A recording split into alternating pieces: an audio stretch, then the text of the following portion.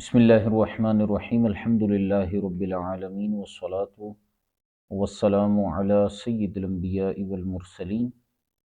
اما بعد فاعوذ باللہ من الشیطان الرجیم بسم اللہ الرحمن الرحیم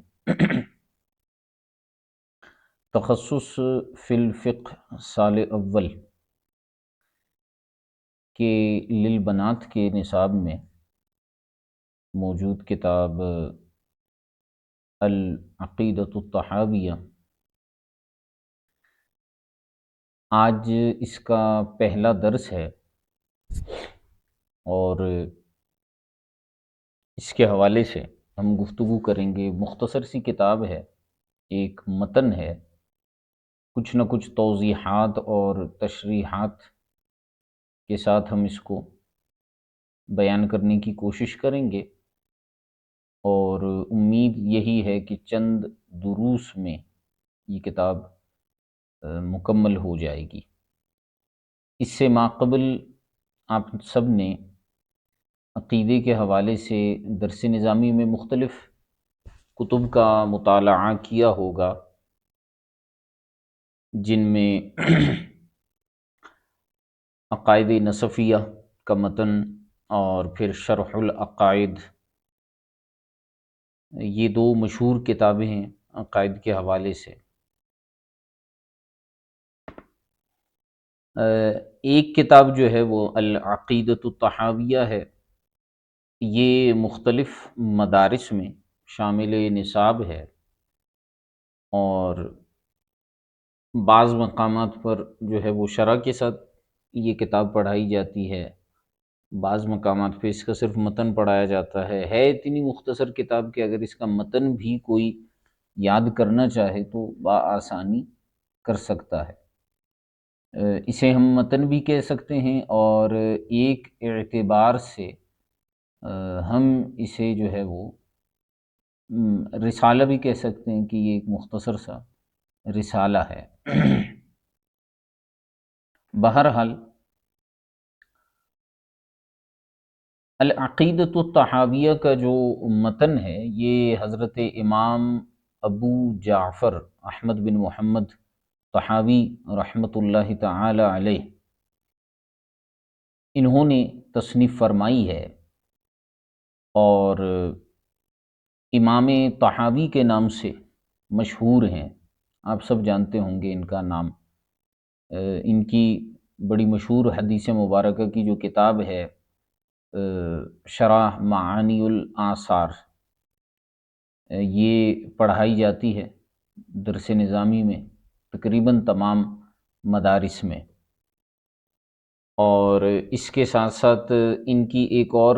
کتاب آتی ہے شرح مشکل الآثار، ایک شرح معانی الآثار ہے اور ایک شرح مشکل الآثار ہے۔ شرح معانی الآثار میں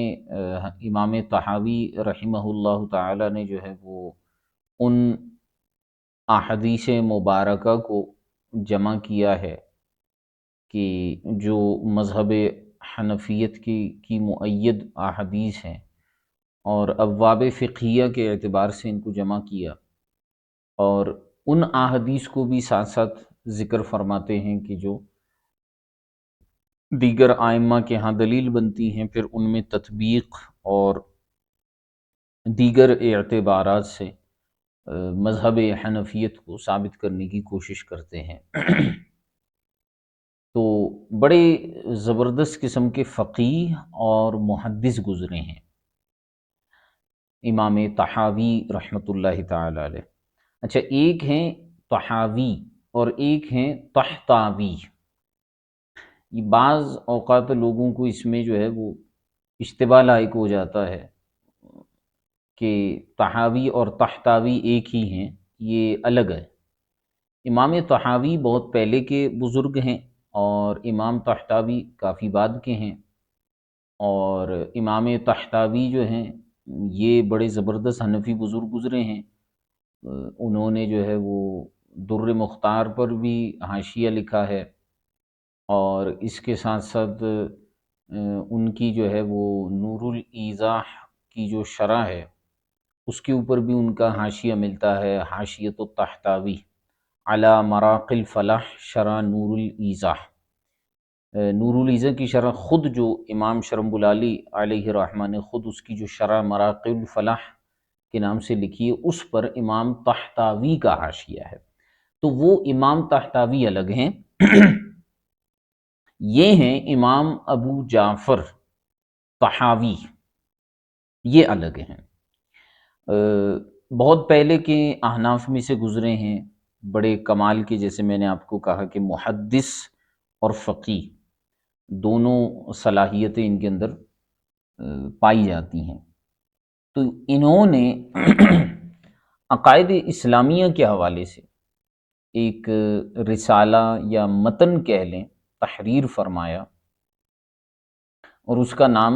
العقیدۃ الطحاویہ رکھا گیا۔ یہ کتاب کے شروع میں بھی ان کی سن ولادت و وفات لکھی ہے، 239 ہجری سے 321 ہجری ان کا جو ہے وہ زمانہ بنتا ہے۔ تو یہ جو ہیں وہ گویا کہ ہم کہہ سکتے ہیں کہ یہ متقدمین میں سے تھے،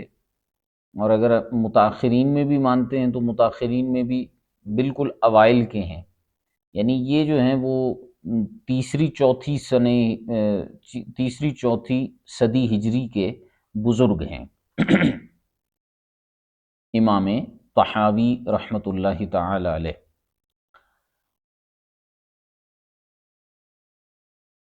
کچھ ان کی سیرت کے متعلق دیکھ لیتے ہیں۔ ان کا نام احمد بن محمد بن سلامہ ابو جعفر الطحاوی الازدی الحنفی المصری ہے، ٹھیک ہے۔ 230 میں پیدا ہوئے، اور طحا کی طرف نسبت کرتے ہوئے ان کو طحاوی کہا جاتا ہے۔ یہ مصر میں جو ہے وہ ایک علاقہ ہے طحا، اس کی طرف نسبت کرتے ہوئے یہ طحاوی کہلائے، اور سن 321 ہجری میں ان کا وصال ہوا، اور بنی اشعث کے قبرستان میں جو کہ قرافہ میں واقع ہیں وہاں پر آپ کی تدفین کی گئی۔ اچھا، ان کے بارے میں جو ہے وہ ایک واقعہ ملتا ہے جس کی طرف یہاں پر بھی اشارہ کیا گیا ہے کہ یہ جو ہیں وہ امام مزنی شافعی رحمۃ اللہ تعالی علیہ ان کے پاس پڑھا کرتے تھے، اور وہ ان کے ماموں تھے، اور آپ جو ہے وہ اکثر امام اعظم ابو حنیفہ کی کتابیں اور فقہ حنفی کی جو کتابیں ہیں، جو اس وقت کی قریب قریب کتابیں تھیں، ان میں غور و فکر کیا کرتے تھے۔ تو امام مزنی چونکہ وہ شافعی تھے تو ان کو کافی اس چیز پہ بعض اوقات جو ہے وہ جلال آ جاتا تھا، تو آپ ان کو جو ہے وہ کافی ڈانٹتے بھی تھے اس حوالے سے، تاکہ فقہ شافعی میں یہ مہارت حاصل کریں، فقہ حنفی میں کتابوں میں غور و فکر کر رہے ہیں۔ تو پھر امام طحاوی رحمۃ اللہ تعالی علیہ نے امام مزنی رحمۃ اللہ تعالی علیہ کی صحبت کو ترک کیا، اور پھر فقہ حنفی سیکھنے میں لگ گئے، یہاں تک کہ آپ فقہ حنفی میں جو ہے وہ امام بن گئے، ٹھیک ہے۔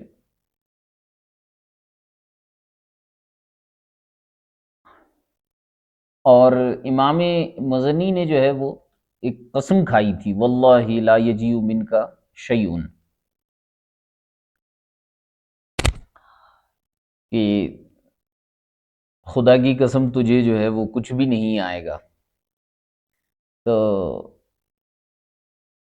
ان کے بارے میں آئے کہ فَكَانَ إِذَا دَرَّسَ أَوْ وَجَابَ فِي شَيْءٍ مِّنَ الْمُشْكِلَاتِ، جب یہ فقہ حنفی میں امام بنے اور جب یہ درس دیا کرتے تھے اور جو مشکل مسائل ہوتے تھے، پیچیدہ مسائل، ان کا جواب دیا کرتے تھے، تو یہ کہا کرتے تھے رحم اللہ خالی لو کان حیا لکفر عن یمینہ، اللہ تبارک و تعالیٰ میرے ماموں پر، امام مزنی پر رحم فرمائے، اگر وہ زندہ ہوتے تو وہ اپنے یمین یعنی اپنی قسم کا کفارہ دے دیتے، کیونکہ انہوں نے قسم کھائی تھی کہ تجھے کچھ نہیں آئے گا۔ تو آپ نے فقہ حنفی سیکھ لی اور اس میں امام بن گئے۔ تو فرماتے ہیں کہ اگر میرے جو ہے وہ ماموں زندہ ہوتے تو وہ اپنی قسم کے لیے یمین دے دیتے کیونکہ وہ کفارہ دے دیتے کیونکہ وہ حانث ہو گئے۔ پھر ان کے اساتذہ وغیرہ ہیں، جیسے امام ابو جعفر احمد بن ابی عمران، ان سے انہوں نے فقہ حاصل کیا، اور شام میں ابو خازم عبد الحمید قاضی القضات جو تھے ان سے ان کی صحبت انہوں نے اختیار کی۔ اچھا، احادیث میں جس طرح سے میں نے بتایا کہ بڑی کمال کا درجہ تھا ان کا، امام تھے حدیث میں، اور کثیر علماء مصریین محدثین مصریین سے انہوں نے جو ہے وہ احادیث مبارکہ سنی، ٹھیک ہے۔ تو ان کے بارے میں علماء کہتے ہیں کہ یہ اپنے زمانے کے بڑے زبردست قسم کے عالم تھے، جیسے کہ امام محمود بن سلیمان کفوی اپنی طبقات میں کہتے ہیں کہ امام جلیل القدر مشہور فی الآفاق، ذکرہ الجمیل مملون فی بطون الاوراق، وکان اماما فی الاحادیث والاخبار، ٹھیک ہے۔ اسی طرح امام جلال الدین سیوطی شافعی رحمہ اللہ تعالی نے ان کا ذکر کیا اپنی کتاب حسن المحاضرہ فی حفاظ الحدیث، ان کا ذکر حفاظ حدیث میں کیا اور فرمائے کان ثقۃ فقیہا لم یخلف بعدہ مثلہ، انتہت الیہ ریاست الحنفیۃ بمصر۔ امام سیوطی نے فرمایا کہ یہ ثقہ بھی تھے، فقیہ بھی تھے، اور ان کے بعد ان جیسا کوئی نہیں آیا امام طحاوی کے بعد، اور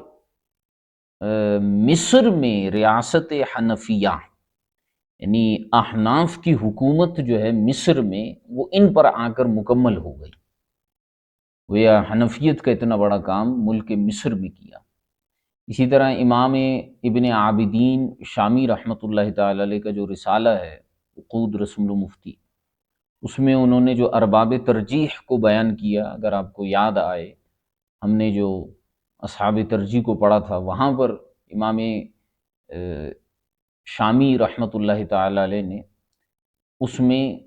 طبقات جو فقہا جو تھے ان میں طبقہ ثالثہ تیسرا جو طبقہ تھا اس میں امام طحاوی کو شمار کیا ہے، فہو من اہل الاجتہاد فی المسائل، مجتہد فی المسائل ان کو شمار کیا ہے، صاحب مذہب سے وہ مسائل جن میں کوئی روایت نہیں ملتی، اس میں ان مسائل میں امام طحاوی علیہ الرحمہ نے جو ہے وہ اجتہاد کیا۔ تو علامہ شامی نے امام طحاوی علیہ الرحمہ کو طبقہ ثالثہ میں مجتہد فی المسائل کے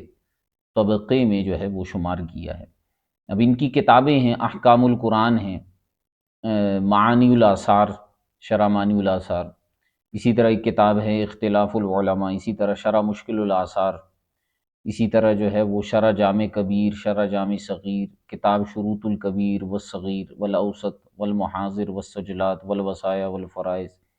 کتاب ہے مناقب ابی حنیفہ، تاریخ کبیر، نوادر فقہیہ، تو اور بھی کئی جو ہیں ان کی تصانیف ہمیں ملتی ہیں۔ کتاب کا جو آغاز امام طحاوی رحمۃ اللہ تعالی علیہ کرتے ہیں وہ اس انداز میں ہے کہ بڑا ایک سادہ اور خوبصورت، چونکہ یہ اب دیکھیے جو مصنفین ہوتے ہیں نا ان کا طریقہ کار ہوتا ہے، ان کا ایک انداز ہوتا ہے، اور جیسے ہم نے پہلے بھی یہ چیزیں ڈسکس کی ہیں کہ مصنفین جو ہیں وہ اپنے دور کے حساب سے ان کا ایک سلسلہ ہوتا ہے۔ جو علماء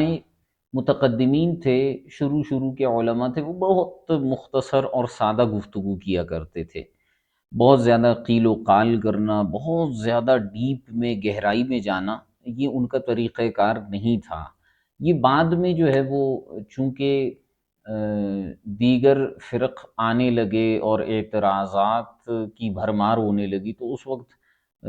ان اصحاب نے جو ہے وہ آگے مزید چیزوں کو بڑھانے کی کوشش کی اور دلائل وغیرہ کا ذکر کیا، ورنہ پہلے انداز گفتگو نہایت جو ہے وہ آسان انداز میں علماء کیا کرتے تھے۔ تو اسی طرح امام طحاوی رحمۃ اللہ تعالی علیہ نے بھی جو ہے وہ اپنے اس رسالے کا، جو کہ علم کلام کے موضوع پر ہے، عقائد کے موضوع پر ہے، اس کو جو ہے وہ ذکر کیا اور فرمائیں کہ یہاں سے دیکھیں یہ امام طحاوی کا قول نہیں ہے، ابھی یہ اس کی سند اور ایک اعتبار سے حضرت امام طحاوی رحمۃ اللہ تعالی علیہ کے بیان کردہ عقائد کا تعلق بیان کیا جا رہا ہے، اور فرماتے ہیں کہ بسم اللہ الرحمن الرحیم ھذا ما رواہ الامام ابو جعفر الطحاوی، یہ وہ ہے جسے حضرت امام ابو جعفر الطحاوی رحمۃ اللہ تعالی علیہ نے روایت کیا ہے فی ذکر بیان اعتقاد اہل السنت والجماعت، اس چیز کے بارے میں عقائد اہل السنہ والجماعت کے بیان کے معاملے میں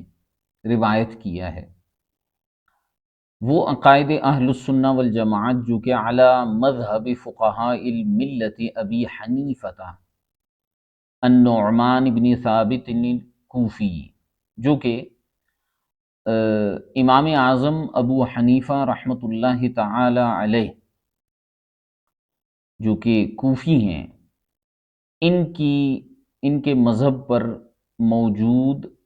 فقہاء کے، ان کے طریقے پر موجود فقہاء کے مذہب پر۔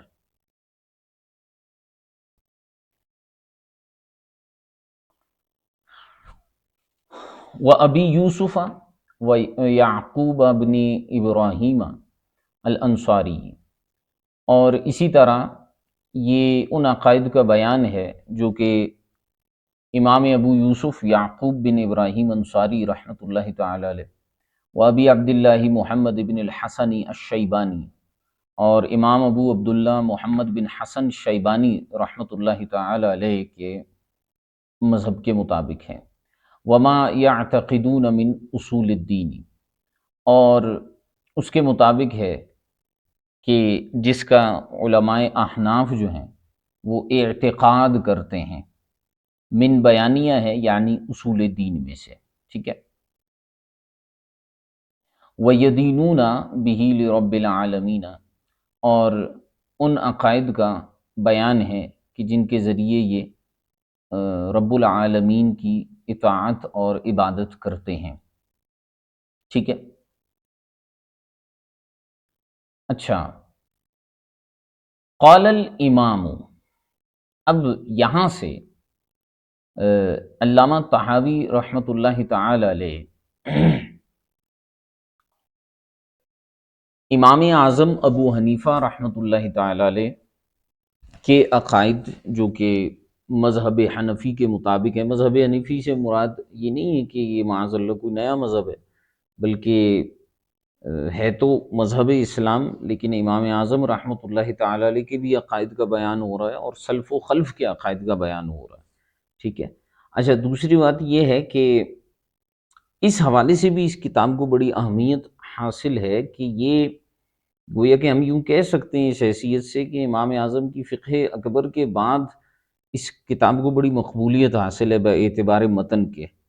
متون میں یہ بالکل اوائل کی کتاب ہے، کیونکہ جو عقائد نصفیہ ہے وہ بعد میں لکھی گئی، اور اس کے علاوہ دیگر عقائد پر جو کتابیں وہ بعد میں لکھی گئیں، اور یہ چونکہ امام صاحب کے بڑے قریب کے زمانے کے تھے تو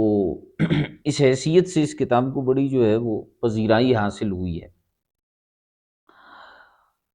تو آپ نے فرمایا کہ قال الامام،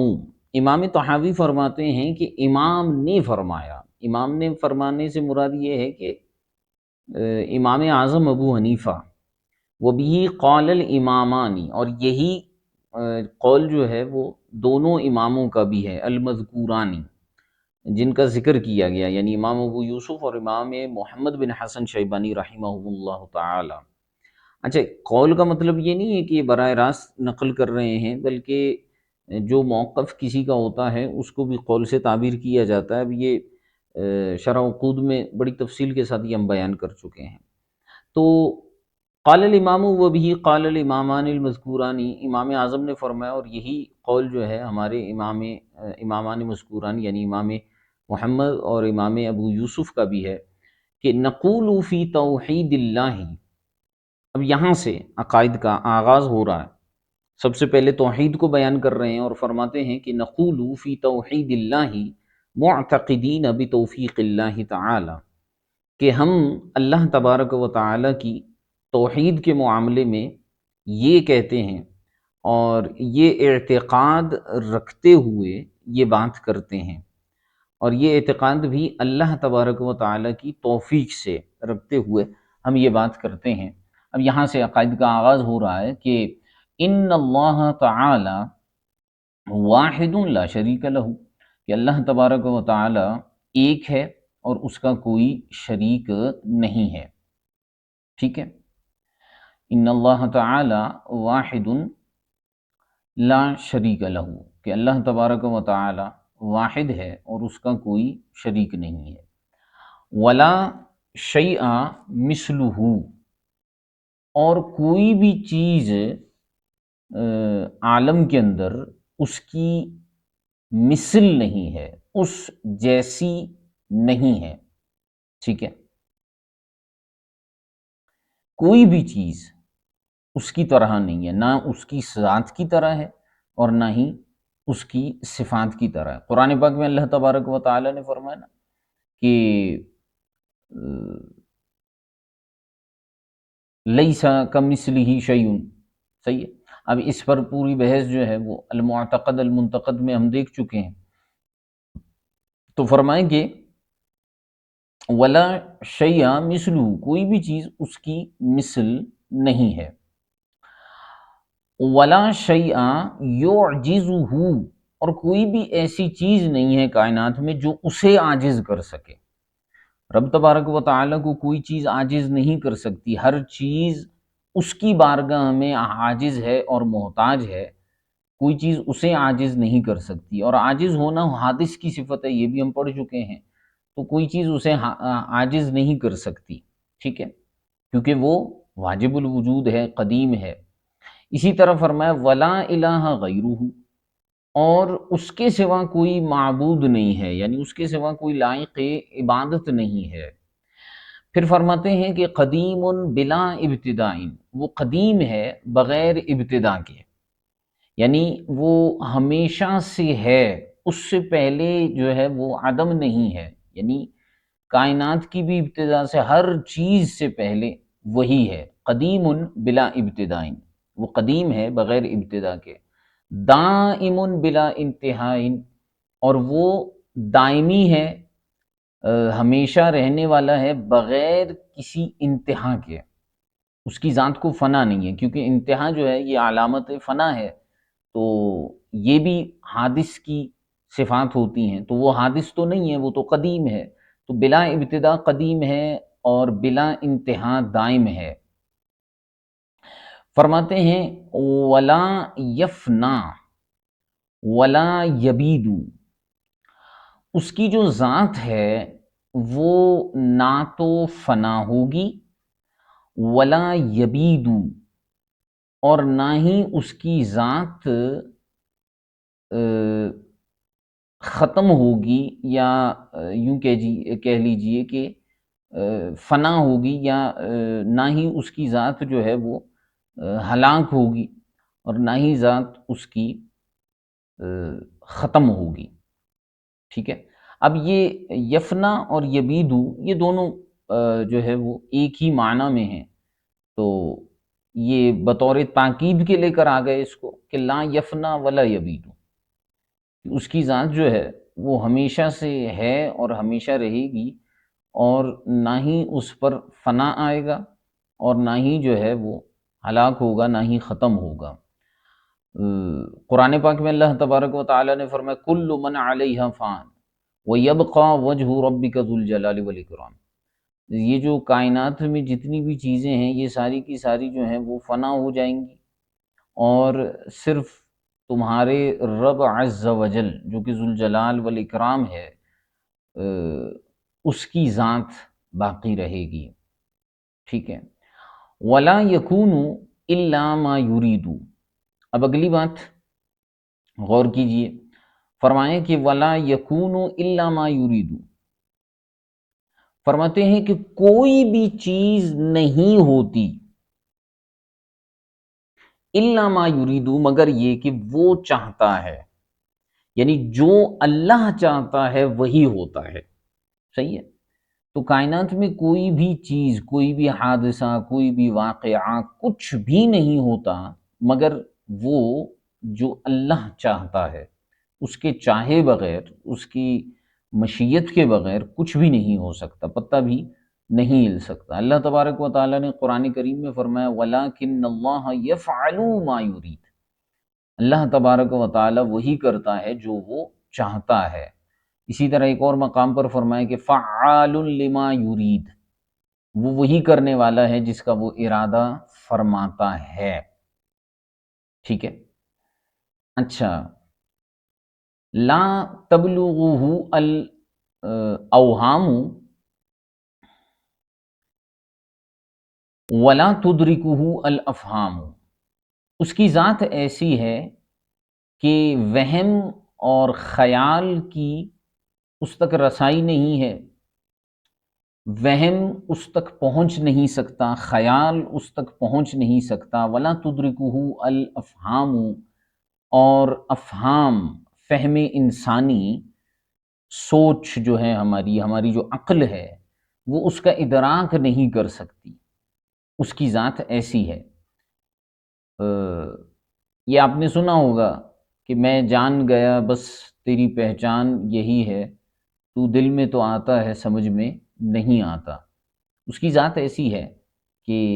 انسان جتنی غور و فکر جتنا کر سکتا ہے وہ کرتا جائے، لیکن انسان جو ہے اس کی ذات کو سمجھنے میں ہمیشہ سے جو ہے وہ ورطہ حیرت میں رہا ہے،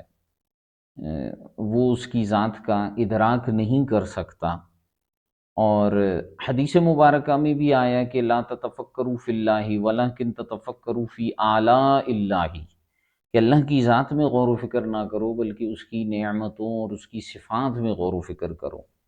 فرماتے ہیں کہ لا تبلغہ الاوہام ولا تدرکہ الافہام، کہ اس تک خیالات کی رسائی نہیں ہے، اس تک عقل کی رسائی نہیں ہے۔ ہاں، بقدر طاقت بشریہ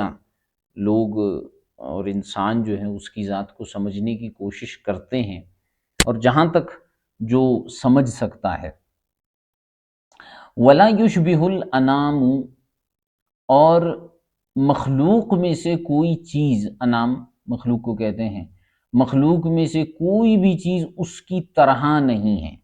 نہ وہ مخلوق کی طرح ہے اور نہ ہی مخلوق میں سے کوئی چیز جو ہے وہ اس کی طرح ہے، نہ اسے مخلوق کے ساتھ مشابہت دی جا سکتی ہے اور نہ ہی مخلوق کو اس کے ساتھ مشابہت دی جا سکتی ہے۔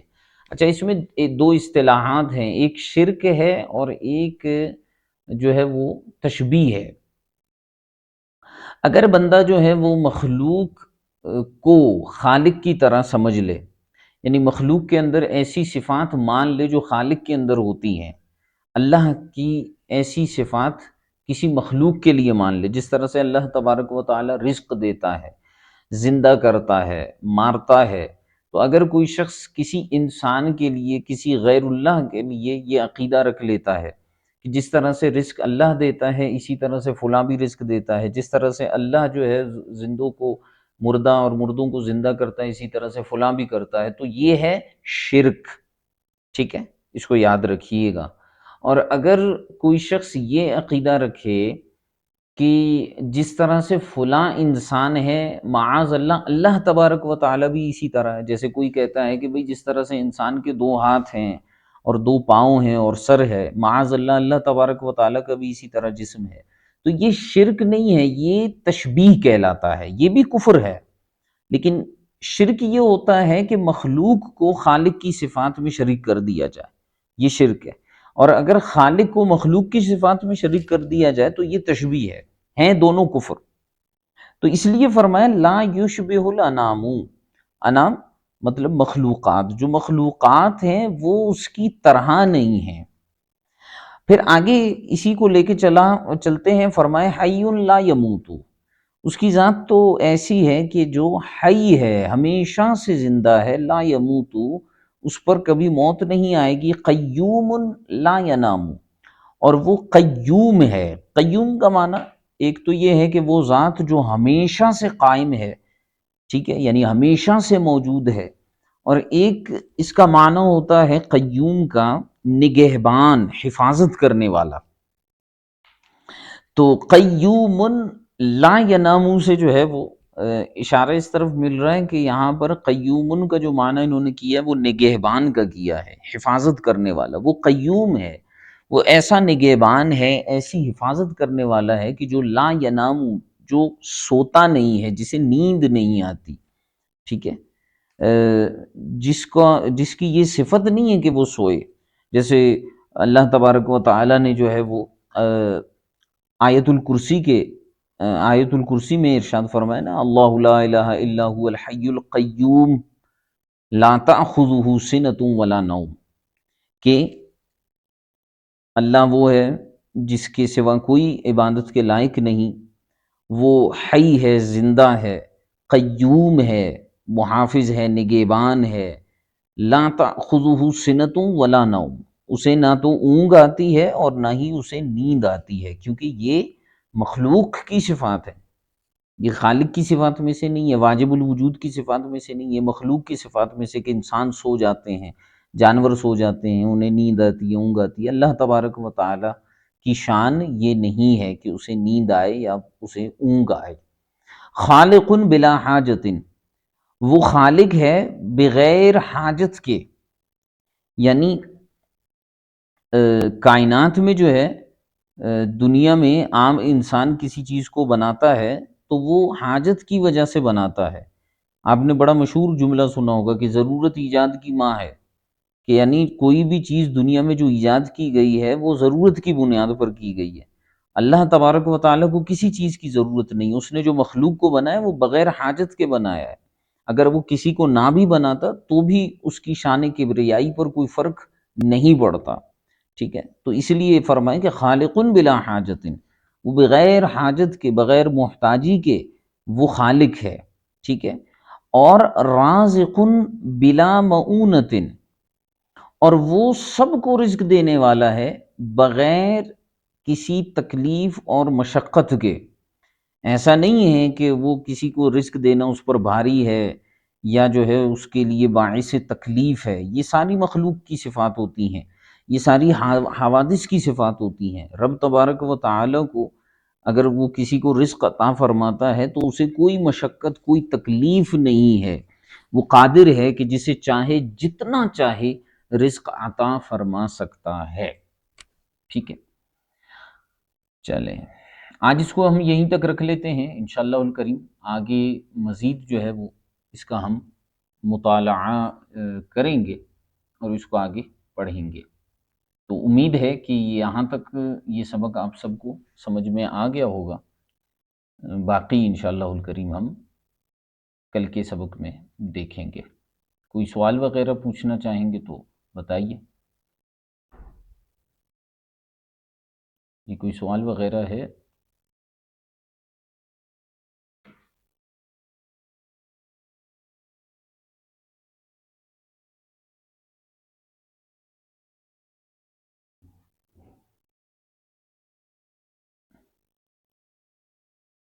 کوئی سوال نہیں ہے؟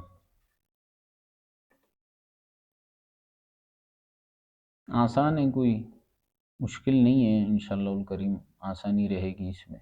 اللہ نے چاہا تو۔